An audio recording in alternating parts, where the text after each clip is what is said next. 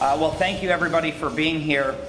We are here to announce a transformative announcement for the city of Pittsburgh, especially regarding our fleet. I do want to take a moment, though, to look back at the history. Right now, we are standing in front of a rescue truck that is 31 years old, has over 100,000 plus miles on it. This, as well as most of our fleet, 50% of which are ambulances, have over 75,000 miles. Today's announcement is about saving lives. Today's announcement is about giving the tools to our EMS first responders so that they can be out in our community saving lives. This was something we were dedicated to. We wanted to make an announcement. We have a great partner who I'm going to announce in a moment. But this is really about transforming our city and looking at our fleet and taking an initiative, and help is on its way. I have to thank our partner in this effort. UPMC stepped up. We've been making calls to a number of organizations that have Pittsburgh ties. They stepped up, and today we are announcing a $10 million gift to the city of Pittsburgh. That gift is going to allow us to buy 9 ambulances and a new rescue truck this year, as well as next year, similar numbers in our budget. It also, if everybody knows what I'm talking about this week, our fleet. This money, this gift that was donated by UPMC is now going to free up funds in the city budget for us to purchase 35 DPW trucks this year. That goes to plows, to helping with situations that we're dealing with right now. And that's why this is such a transformative thing for our city. But it takes partnerships and it takes leaderships at all. It takes partnerships and it takes leaderships. We made a dedication to the city of Pittsburgh and its residents that we were going to address this situation. We were making phone calls and somebody stepped up. And we are here to thank UPMC, to thank Leslie Davis for placing a call earlier this week to say this is the start of a great partnership, but also this is the start of transforming our fleet, saving lives. And I can tell you from our EMS who risk their lives each and every day, this is something that is going to help build their morale because we are investing in them. And the hardworking DPW workers that have been out on the streets endlessly for the last 3 days, 24 hours every day, this is going to help let them do their job as well. So I'm honored to be here. I want to thank Leslie Davis and UPMC for this generous gift, and I want to bring her up to make a statement about why they stepped up when the city was in desperate need of support. So thank you very much, and thank you to Leslie.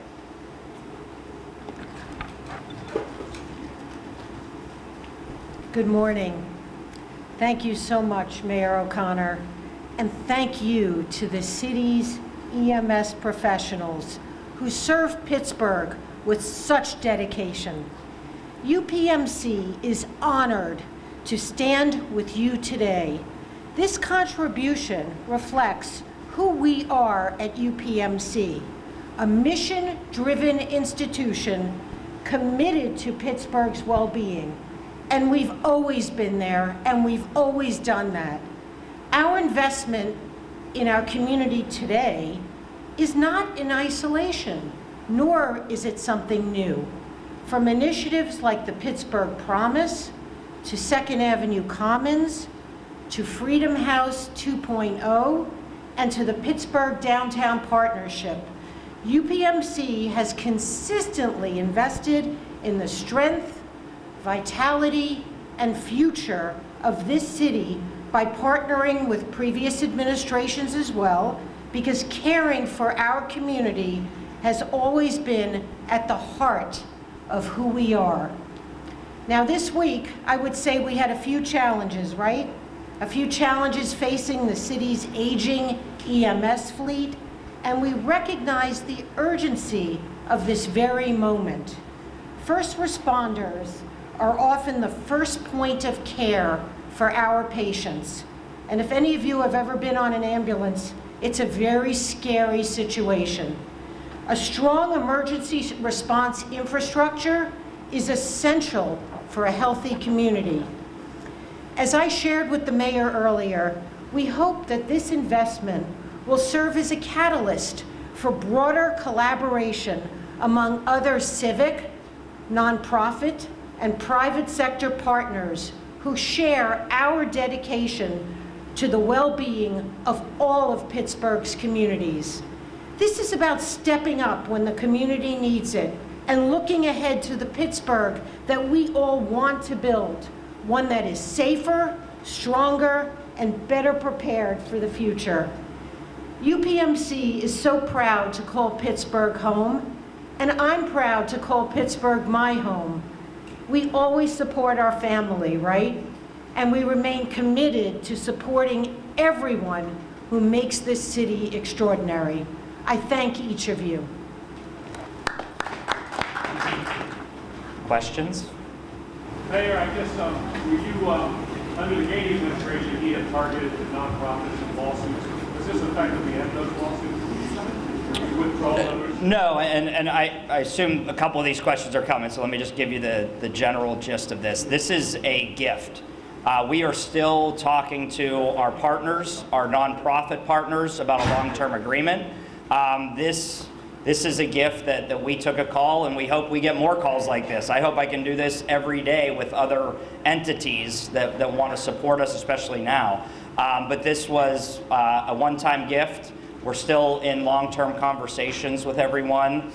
Looking at those lawsuits, obviously we have a new solicitor. We know that those lawsuits have cost taxpayers money. Things like this save taxpayer money. And we know that council's already proposing possibly putting in $20 million a year. This announcement saves us from doing things like that long-term. Obviously, we're still going to work with council on what their budget priorities are. But now all of a sudden, $10 million, we can now invest, as I mentioned, in DPW plow trucks. And then instead of council dedicating that much money to it every year, it goes back towards paving, potholes, playgrounds. So this is a huge announcement today. And like I said, it's a gift. Suffice it to say that you would rather negotiate with these nonprofits. I think picking up the phone, as we said we were going to do throughout all of last year, we were going to make calls, talk to partners and various organizations in this region about what the partnership would look like. I think this was obviously an amazing first step, just to see, again, the shape of our ambulance fleet that we know breaks down to and from calls. So this is a great first step, but this is something we dedicated to the residents. We said we were going to, address the fleet, and we were going to make calls. If you look at what we've done, obviously this week's a little bit different. We call 10 local companies. We try to get national the same week to talk to them about how we can work together to partner in Pittsburgh. And we're constantly going to take phone calls. We're taking phone calls, obviously about snow right now, but about how people can be partners with Pittsburgh, and this is what comes of it when you're proactive. Mayor, this is such great news for the city of Pittsburgh residents, right? How quickly can you see these vehicles on the road? I think that's a major concern for people. Like, it's great news, but when will we see them? Yeah, obviously we know there's a backlog and it takes time. I'll be honest, I think maybe a year. Do you know the press? Do you want to? Sorry, I'll let Chief say the specifics. Hi. It takes approximately a year. We actually have trips next month to go down to the facility to actually look at the upbuilds, and they should be in, I believe, December, actually of this year, a bulk of the ambulances. So. Mayor, can you talk about the timeline about, when you kind of talk to people and then when you begin to see calls? Is it this week? Yeah, obviously first weekend we were calling, and then we have a lot of calls that we make, and we had started long-term conversations. As I said, I knew that was going to be a question, so there's still a long-term conversation with all of our larger nonprofits. But yeah, they picked up the phone. I believe it might have been Tuesday, and said, we see the situation that you're in. We believe we can help. Ambulances obviously fit within their mission, and this was something that we said if we talk to our larger community and we fit their mission, we believe they're willing to be partners, and they stepped up to the table. And as I said, Tuesday, and here we are Thursday. Chief Gilchrist, you had 2 ambulances that were ordered back in August last year. I can't. 2 2 ambulances ordered back in August of last year. What's the status of those? I assume it takes, like you said, a year? Yeah, it takes approximately a year from the build-up time. So yeah, the problem is when COVID hit, all ambulance services around, you know, the municipalities, sorry, put in bids for ambulances, and you know the builders got backlogged. So I mean, unfortunately, it takes time, and Pittsburgh has custom ambulances. So yeah. What does this investment mean to you and your employees? I'm actually floored. I didn't know this announcement was coming, so this is almost like a present. I mean, I'm just like eternally grateful for this because it's going to mean so much to our crews. It's going to mean so much to the residents. So I can't say enough about how thankful I am that, you know, this is really going to help out a lot. Thank you. No, thank you. That's great. Mayor, can you give us an update on the snow removal? How's that going? There's still a lot of frustrated residents out there. Speak to that. Yeah, last night, I believe we had over 50 out. John can back me up on that, but we had 50 of our plows out. We added an additional contractor yesterday as well, who was already working throughout the night. That contractor was in East Hills and now over to the north side. We still probably have 50 plus equipment, what would you say, tools out from the contractors that are being used and mobilized as we speak.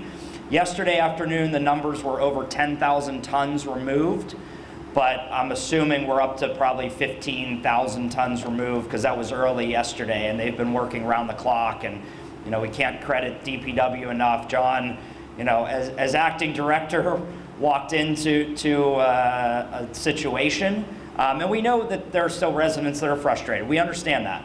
You know, I took calls on 311. We're trying to help out as best we can. All hands on deck. Our office is taking calls. But we know that there are still some alleys that need some care, and we're also, you know, salting. I think, you know, the biggest issue that we've seen, and John can speak to it better than I can, when we do plow a street, it looks like we haven't been there because now it's freezing up. And even when we were doing it round the clock, and we have the data from Sunday night into Monday that we were hitting a lot of streets over and over again, it just kept piling up. I mean, it was almost an inch every hour. So it was tough. And we know there are residents that are still calling, and we will get to you. You are our priority. So we are still going to have that battle over the next couple of days. We're talking about possibly extending the contractors over the weekend as well, but you know, we'll keep everybody up to date round the clock. We've changed a couple shifts here and there, but credit to everybody for, you know, I know the residents, it's tough on you, but bear with us. We are getting to you. Your voices are heard, whether it's on social media or 311 or when I go to the Giant Eagle, we hear you. So, you know, I know this is tough on everybody, but we're banding together. I think a lot of Pittsburghers are helping one another out. And that's what we do. And you want to talk about Pittsburghers helping, this shows it right here, what we just did this afternoon. And you mentioned that this money frees up money to buy DPW trucks, those 1,000 trucks for snow removal. I'm assuming you'll have those for next year. Yeah, we're already looking at that purchase. We believe this money gives us about the ability to get 35 more. And again, we're hoping we could do calls like this all the time. And you know, we're anticipating that, you know, if this is the first one, I think we're going to probably get some more calls, and hopefully we can have an announcement like this, you know, hopefully tomorrow. Let's be optimistic. Yes. Yeah, I hear there may be something in the future. Let's hope so. Let's hope so. Sorry, Ross. Sir, we were talking last Friday about the salt situation. We were good. And you also mentioned the southern states were taking a lot of the supply. You said that. Where do we stand with our salt? We have an issue getting more salt being delivered today. Yeah, so we're still good. John just told me that, sorry, if anybody doesn't know, I'm talking, John McClory, Acting Director, DPW. He's actually, it's amazing, when we are tracking where our snow plows are going, we go and we see, what's your truck number? 500. All of a sudden we'll say, oh, who's working that back alley? We click on it and it's John himself driving. So, you know, very dedicated. We have another delivery coming today, and we're staying up on it as quick as we can get as much salt out we need. The freezing temperatures, again, we know today's bad tomorrow, and we're looking at, possibly, was it -8 or 10 on Saturday. So we have enough salt at this moment, yeah, and we just got another delivery. Supply is still coming, yeah. Mayor, has there been any talk with the county about them helping out, sort of working across jurisdictions? So obviously they do their own roads, and you know, there's a lot of municipalities that they work with as well. We had a discussion, you know, the issue with that is our contractors are a lot easier because they're already on our insurance and things like that. County's a little bit different, and then to try to coordinate what trucks can actually go on steeper hills, they, you know, that type of equipment. But we did have a general discussion yesterday, I believe. But they're not helping you guys out at this point? No. Getting back to the UPMC stuff, I take it that you're saying it's not like a quid pro quo, give us 10 million and we'll drop the lawsuits. Has this offer changed the tenor of that discussion? Has it had any effect on kind of how you'll be talking to them across the table? No, I mean, I think it just shows that when you pick up a call and you talk about the priorities of the city, that we have partners out there. And I think it's just that commitment to, here are our priorities. It fits your mission. We don't, and we said this even about a long-term agreement with all of our nonprofits. We don't want that money to go into the city's coffers because, you know, the bureaucracy of it is we made mistakes in the past. This is money that has to go directly to impact our residents. I've said it from day one. This money has to go so that a neighbor, when they call for an ambulance, they see the benefit, not a debt that the city has from a 20-year bond. That's not where this money goes. We are specifically looking at saving lives, and they stepped up and did it, and there was nothing more than a gift, and we're so thankful for it. I keep looking there. That's all my staff. They have no questions. Okay, sorry. Who's your favorite? Yeah, who's my favorite staffer? No comment. Yeah. Well, again, thank you all very much, and we will keep you up to date if you know, we have more announcements like this. But again, thank you all for being here.